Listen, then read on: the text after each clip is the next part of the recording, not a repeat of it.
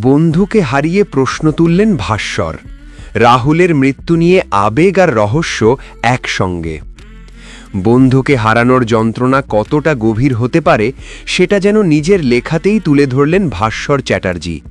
Social মিডিয়ায় একটি আবেগঘন পোস্ট করে তিনি স্মরণ করলেন তার দীর্ঘদিনের সহকর্মী রাহুল অরুণোদয় ব্যানার্জিকে। তিনি লিখেছেন, এই ছবিটা অন্যভাবে পোস্ট করার কথা ছিল, from one Ajit to another, কিন্তু এমনভাবে বিদায় জানাতে হবে সেটা ভাবেননি কখনো। 2005 সালে রবি ওঝার খেলা থেকে তাদের একসঙ্গে পথ চলা শুরু। সেখান থেকেই রাহুলের বড় ব্রেক, আর চোখের সামনেই গড়ে ওঠে রাহুল ও প্রিয়াঙ্কা সরকারের সম্পর্ক। এরপর চিরদিনই তুমি যে আমার মুক্তির দিন রাহুল ফোন করে শুভেচ্ছা চেয়েছিলেন।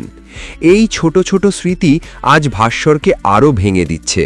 একসঙ্গে 21 বছরের কাজ, আড্ডা, গল্প সবই আজ স্মৃতি। কিন্তু আবেগের পাশাপাশি তিনি তুলেছেন বড় প্রশ্ন। তার কথায় দুজনই জলে পড়েছিলেন, নায়িকা বেঁচে গেলেন, কিন্তু রাহুলকে বাঁচানো গেল না কেন? এর পিছনে কি কোনো রহস্য আছে? এই প্রশ্ন থেকেই তিনি সুষ্ঠু তদন্তের দাবি জানিয়েছেন। শুধু বন্ধুকে হারানোর কষ্ট নয়, সত্যিটা জানার আকাঙ্ক্ষাও স্পষ্ট তার কথায়। শেষে যে কথাটা তিনি বলেছেন সেটাই সবচেয়ে বেশি নাড়িয়ে দেয়। রাহুল হয়তো সব দেখছে, কিন্তু নিজের ছেলেকে কাছে টানতে পারছে না। এই ভাবনাই তাকে ভেতর থেকে ভেঙে দিচ্ছে।